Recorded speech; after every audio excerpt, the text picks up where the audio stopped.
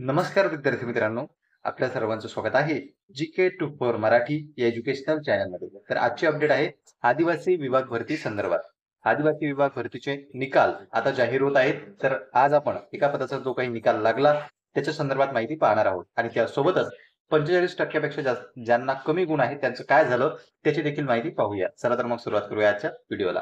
त्यापूर्वी तुम्ही जर चॅनलवर पहिल्यांदा आलेले असाल तर चॅनलला सबस्क्राईब करून घ्या, जेणेकरून कोणतीही महत्त्वपूर्ण माहिती किंवा नवीन अपडेट तुमच्याकडून मिस होणार नाही. आणि त्यासोबतच तुम्हाला जर जी काही निकालाची पीडीएफ आहे किंवा इतर ज्या काही भरत्या आहेत त्या संदर्भात अपडेट हवी असली आणि आगामी काळात येणाऱ्या नवीन जाहिरातीची माहिती हवी असेल तर डिस्क्रिप्शन मध्ये टेलिग्रामची लिंक आहे, त्या लिंकवर तुम्ही ग्रुपला जॉईन होऊ शकता, जेणेकरून कोणतीही नवीन अपडेट तुमच्याकडून मिस होणार नाही. कारण की ज्या काही छोट्या मोठ्या अपडेट्स असतात त्या सर्व टेलिग्रामच्या माध्यमातून आपण देत असतो.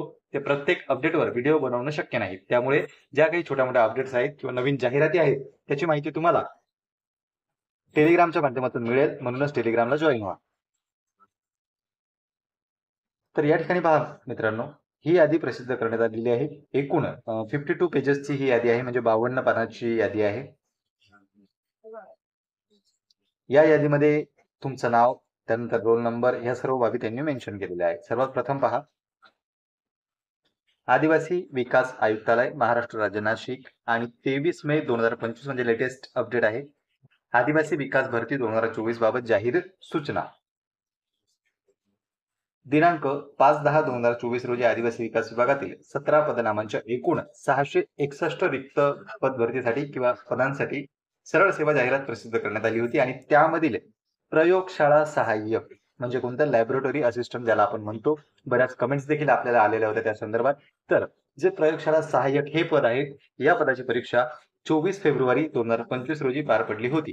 यामध्ये अप्पर आयुक्त नागपूर विभागातील प्रयोगशाळा सहाय्यक या संवर्गाकरिता किमान 45% गुण प्राप्त करणारे परीक्षार्थी यांची गुणवत्ता यादी या संकेतस्थळावर प्रसिद्ध करण्यात आलेली आहे. आणि संकेतस्थळ कोणतं आहे, https://tribal.maharashtra.gov.in या संकेतस्थळावर म्हणजेच या वेबसाईटवर यादी प्रसिद्ध करण्यात आलेली आपल्याला दिसते. तर पहा, यादी कोणत्या पोस्टची आहे, प्रयोगशाळा सहाय्यकची, आणि विभाग कोणता आहे तर नागपूर विभाग. नंतर पहा, उमेदवारांची गुणांकन यादी यथावकाश संकेतस्थळावर प्रसिद्ध करण्यात येईल असं त्यांनी सांगितलं. इथे पाहू शकता तुम्ही, इथेही नोटीस आहे.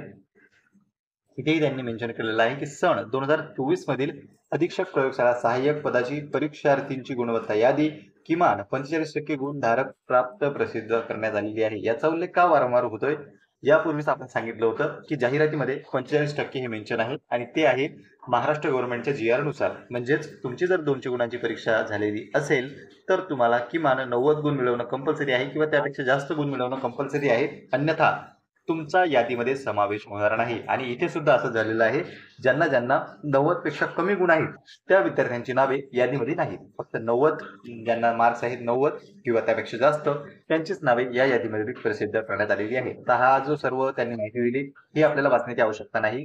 इथे पहा, सरळ आपण नावापासून सुरुवात करूया.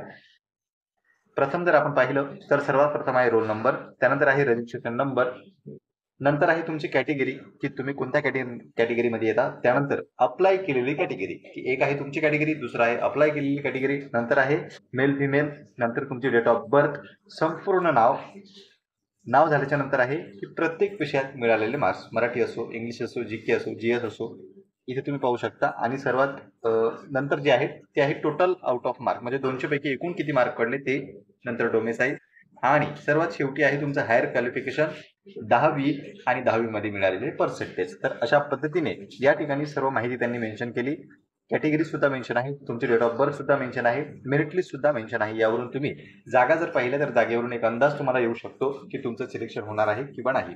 अशा पद्धतीने जर आपण टॉपर कॅन्डिडेट पाहिला तर 164 वर आहे, नंतर सेकंड 160 वर आहे, नंतर 152 वर आहे थर्ड, आणि नंतरचे जर 4 ते 5 कॅन्डिडेट पाहिले आपण तर 150 वर सेम मार्क्स घेऊन 5 कॅन्डिडेट या ठिकाणी आहेत. सर्वात खाली जर आपण आलो 52 पानांच्या यादीमध्ये तर इथे तुम्हाला दिसेल की ज्या विद्यार्थ्यांना 90 पेक्षा कमी मार्क्स आहेत त्यांची नावे यादीमध्ये नाहीत. हे पहा, 967व्या क्रमांकावर विद्यार्थी आहेत एक, आणि यांचे जर आपण टोटल मार्क्स पाहिले तर 90 आहे. म्हणजे याचा अर्थ असा की 90 पेक्षा कमी गुण ज्यांना मिळालेले आहेत त्यांची नावे या लिस्टमध्ये समाविष्ट नाही. जसं की जाहिरातीमध्ये त्यांनी सांगितलं होतं की ज्या ज्या गोष्टी जाहिरातीमध्ये मेन्शन आहेत त्याचप्रमाणे कार्यवाही करण्यात येईल. आणखी आपण पाहिलं होतं की नॉर्मलायझेशन, बऱ्याच जणांचा प्रश्न होता की नॉर्मलायझेशन होणार आहे किंवा नाही. तर परीक्षा जर एकाच शिफ्टमध्ये पार पडली तर नॉर्मलायझेशन होणार नाही, पण मात्र परीक्षा जर वेगवेगळ्या शिफ्टमध्ये पार पडली तर नॉर्मलायझेशन करण्यात येईल, अशी माहिती जाहिरातीमध्येच त्यांनी मेन्शन केली होती. जसं की 45% मेन्शन केलं होतं, तशाच पद्धतीने नॉर्मलायझेशनचं सुद्धा मेन्शन केलेलं होतं, ज्याची माहिती आपण मागच्या व्हिडिओमध्ये पाहिली होती. तर ज्या पदांची परीक्षा एकापेक्षा जास्त शिफ्टमध्ये पार पडली त्यांचं नॉर्मलायझेशन झालेलं आहे, आणि ज्यांची परीक्षा फक्त एकाच दिवशी एकाच शिफ्टमध्ये पार पडली त्यांचं मात्र नॉर्मलायझेशन झालं नाही. त्यांचा जो रॉ स्कोर होता त्याच स्कोरच्या बेसिसवर या ठिकाणी रिझल्ट लागलेला आपल्याला दिसतो. तर पहा, ही यादी आहे. यादी तुम्ही जो काही आदिवासी विकास विभाग आहे त्याच्या विभागावर ऑफिशियल वेबसाईटवर जाऊन तुम्ही डाउनलोड करू शकता, किंवा आपला जो टेलिग्राम ग्रुप आहे त्याला सुद्धा ही यादी मी अपलोड केलेली आहे, तिथूनही तुम्ही डाउनलोड करू शकता. तर तुम्ही कोणत्या पदासाठी अर्ज भरलाय, कोणत्या विभागात भरलाय, कोणत्या कॅटेगरीमधून भरलाय ते तुम्ही कमेंट सेक्शन मध्ये मेन्शन करू शकता, जेणेकरून ज्या काही आगामी काळात रिझल्टच्या अपडेट येतील त्या तुम्हाला प्राप्त होतील.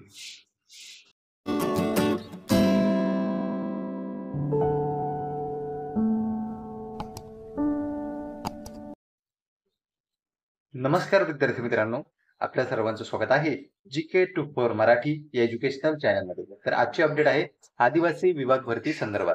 आदिवासी विभाग भरतीचे निकाल आता जाहीर होत आहेत. तर आज आपण एका पदाचा जो काही निकाल लागला त्याच्या संदर्भात माहिती पाहणार आहोत, आणि त्यासोबतच 45% जास्त ज्यांना कमी गुण आहेत त्यांचं काय झालं त्याची देखील माहिती पाहूया. चला तर मग सुरुवात करूया आजच्या व्हिडिओला. त्यापूर्वी तुम्ही जर चॅनलवर पहिल्यांदा आलेले असाल तर चॅनलला सबस्क्राईब करून घ्या, जेणेकरून कोणतीही महत्त्वपूर्ण माहिती किंवा नवीन अपडेट तुमच्याकडून मिस होणार नाही. आणि त्यासोबतच तुम्हाला जर जी काही निकालाची PDF आहे किंवा इतर ज्या काही भरत्या आहेत त्या संदर्भात अपडेट हवी असली आणि आगामी काळात येणाऱ्या नवीन जाहिरातीची माहिती हवी असेल तर डिस्क्रिप्शन मध्ये टेलिग्रामची लिंक आहे, त्या लिंकवर तुम्ही ग्रुपला जॉईन होऊ शकता, जेणेकरून कोणतीही नवीन अपडेट तुमच्याकडून मिस होणार नाही. कारण की ज्या काही छोट्या मोठ्या अपडेट्स असतात त्या सर्व टेलिग्रामच्या माध्यमातून आपण देत असतो. ते प्रत्येक अपडेटवर व्हिडिओ बनवणं शक्य नाही, त्यामुळे ज्या काही छोट्या मोठ्या अपडेट्स आहेत किंवा नवीन जाहिराती आहेत त्याची माहिती तुम्हाला टेलिग्रामच्या माध्यमातून मिळेल, म्हणूनच टेलिग्रामला जॉईन व्हा. तर या ठिकाणी पहा मित्रांनो, ही यादी प्रसिद्ध करण्यात आलेली आहे. एकूण 52 पेजेसची ही यादी आहे, म्हणजे 52 पानाची यादी आहे. या यादीमध्ये तुमचं नाव, त्यानंतर रोल नंबर, या सर्व बाबी त्यांनी मेन्शन केलेल्या आहेत. सर्वात प्रथम पहा, आदिवासी विकास आयुक्तालय, महाराष्ट्र राज्य, नाशिक, आणि 23 मे 2025 म्हणजे लेटेस्ट अपडेट आहे. आदिवासी विकास भरती 2024 बाबत जाहीर सूचना. दिनांक 5/10/2024 रोजी आदिवासी विकास विभागातील 17 पदनामांच्या एकूण 661 रिक्त पद भरतीसाठी किंवा पदांसाठी सरळ सेवा जाहिरात प्रसिद्ध करण्यात आली होती, आणि त्यामधील प्रयोगशाळा सहाय्यक म्हणजे कोणतं, लॅबोरेटरी असिस्टंट ज्याला आपण म्हणतो, बऱ्याच कमेंट्स देखील आपल्याला आलेल्या होत्या त्या संदर्भात. तर जे प्रयोगशाळा सहाय्यक हे पद आहे, या पदाची परीक्षा 24 फेब्रुवारी 2025 रोजी पार पडली होती. यामध्ये अप्पर आयुक्त नागपूर विभागातील प्रयोगशाळा सहाय्यक या संवर्गाकरिता किमान 45% गुण प्राप्त करणारे परीक्षार्थी यांची गुणवत्ता यादी या संकेतस्थळावर प्रसिद्ध करण्यात आलेली आहे. आणि संकेतस्थळ कोणतं आहे, https://tribal.maharashtra.gov.in या संकेतस्थळावर म्हणजेच या वेबसाईटवर यादी प्रसिद्ध करण्यात आलेली आपल्याला दिसते. तर पहा, यादी कोणत्या पोस्टची आहे, प्रयोगशाळा सहाय्यकची, आणि विभाग कोणता आहे तर नागपूर विभाग. नंतर पहा, उमेदवारांची गुणांकन यादी यथावकाश संकेतस्थळावर प्रसिद्ध करण्यात येईल असं त्यांनी सांगितलं. इथे पाहू शकता तुम्ही, इथेही नोटीस आहे.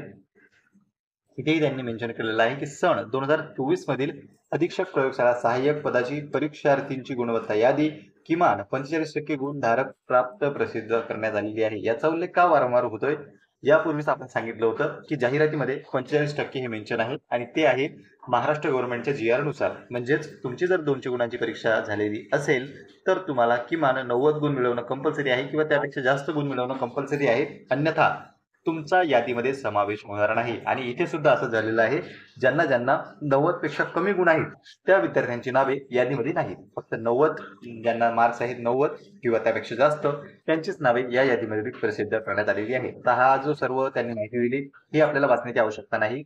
इथे पहा, सरळ आपण नावापासून सुरुवात करूया. प्रथम जर आपण पाहिलं तर सर्वात प्रथम आहे रोल नंबर, त्यानंतर आहे रजिस्ट्रेशन नंबर, नंतर आहे तुमची कॅटेगरी की तुम्ही कोणत्या कॅटेगरीमध्ये येता, त्यानंतर अप्लाय केलेली कॅटेगरी की एक आहे तुमची कॅटेगरी, दुसरा आहे अप्लाय केलेली कॅटेगरी, नंतर आहे मेल फिमेल, नंतर तुमची डेट ऑफ बर्थ, संपूर्ण नाव झाल्याच्या नंतर आहे की प्रत्येक विषयात मिळालेले मार्क्स, मराठी असो, इंग्लिश असो, जीके असो, जीएस असो, इथे तुम्ही पाहू शकता. आणि सर्वात नंतर जे आहे ते आहे टोटल आउट ऑफ मार्क, म्हणजे 200 पैकी एकूण किती मार्क पडले ते, नंतर डोमेसाईल, आणि सर्वात शेवटी आहे तुमचं हायर क्वालिफिकेशन 10वी आणि 10वी मध्ये मिळालेले पर्सेंटेज. तर अशा पद्धतीने या ठिकाणी सर्व माहिती त्यांनी मेन्शन केली. कॅटेगरी सुद्धा मेन्शन आहे, तुमची डेट ऑफ बर्थ सुद्धा मेन्शन आहे, मेरिट लिस्ट सुद्धा मेन्शन आहे. यावरून तुम्ही जागा जर पाहिल्या तर जागेवरून एक अंदाज तुम्हाला येऊ शकतो की तुमचं सिलेक्शन होणार आहे किंवा नाही. अशा पद्धतीने जर आपण टॉपर कॅन्डिडेट पाहिला तर 164 वर आहे, नंतर सेकंड 160 वर आहे, नंतर 152 वर आहे थर्ड, आणि नंतरचे जर 4 ते 5 कॅन्डिडेट पाहिले आपण तर 150 वर सेम मार्क्स घेऊन 5 कॅन्डिडेट या ठिकाणी आहे. सर्वात खाली जर आपण आलो 52 पानांच्या यादीमध्ये तर इथे तुम्हाला दिसेल की ज्या विद्यार्थ्यांना 90 पेक्षा कमी मार्क्स आहेत त्यांची नावे यादीमध्ये नाहीत. हे पहा, 967व्या क्रमांकावर विद्यार्थी आहेत एक, आणि यांचे जर आपण टोटल मार्क्स पाहिले तर 90 आहे, म्हणजे याचा अर्थ असा की 90 पेक्षा कमी गुण ज्यांना मिळालेले आहेत त्यांची नावे या लिस्टमध्ये समाविष्ट नाही. जसं की जाहिरातीमध्ये त्यांनी सांगितलं होतं की ज्या ज्या गोष्टी जाहिरातीमध्ये मेन्शन आहेत त्याचप्रमाणे कार्यवाही करण्यात येईल. आणखी आपण पाहिलं होतं की नॉर्मलायझेशन, बऱ्याच जणांचा प्रश्न होता की नॉर्मलायझेशन होणार आहे किंवा नाही. तर परीक्षा जर एकाच शिफ्टमध्ये पार पडली तर नॉर्मलायझेशन होणार नाही, पण मात्र परीक्षा जर वेगवेगळ्या शिफ्टमध्ये पार पडली तर नॉर्मलायझेशन करण्यात येईल, अशी माहिती जाहिरातीमध्येच त्यांनी मेन्शन केली होती. जसं की 45% मेन्शन केलं होतं, तशाच पद्धतीने नॉर्मलायझेशनचं सुद्धा मेन्शन केलेलं होतं, ज्याची माहिती आपण मागच्या व्हिडिओमध्ये पाहिली होती. तर ज्या पदांची परीक्षा एकापेक्षा जास्त शिफ्टमध्ये पार पडली त्यांचं नॉर्मलायझेशन झालेलं आहे, आणि ज्यांची परीक्षा फक्त एकाच दिवशी एकाच शिफ्टमध्ये पार पडली त्यांचं मात्र नॉर्मलायझेशन झालं नाही. त्यांचा जो रॉ स्कोर होता त्याच स्कोरच्या बेसिसवर या ठिकाणी रिझल्ट लागलेला आपल्याला दिसतो. तर पहा, ही यादी आहे. यादी तुम्ही जो काही आदिवासी विकास विभाग आहे त्याच्या विभागावर ऑफिशियल वेबसाईटवर जाऊन तुम्ही डाउनलोड करू शकता, किंवा आपला जो टेलिग्राम ग्रुप आहे त्याला सुद्धा ही यादी मी अपलोड केलेली आहे, तिथूनही तुम्ही डाउनलोड करू शकता. तर तुम्ही कोणत्या पदासाठी अर्ज भरलाय, कोणत्या विभागात भरलाय, कोणत्या कॅटेगरीमधून भरलाय ते तुम्ही कमेंट सेक्शन मध्ये मेन्शन करू शकता, जेणेकरून ज्या काही आगामी काळात रिझल्टच्या अपडेट येतील त्या तुम्हाला प्राप्त होतील.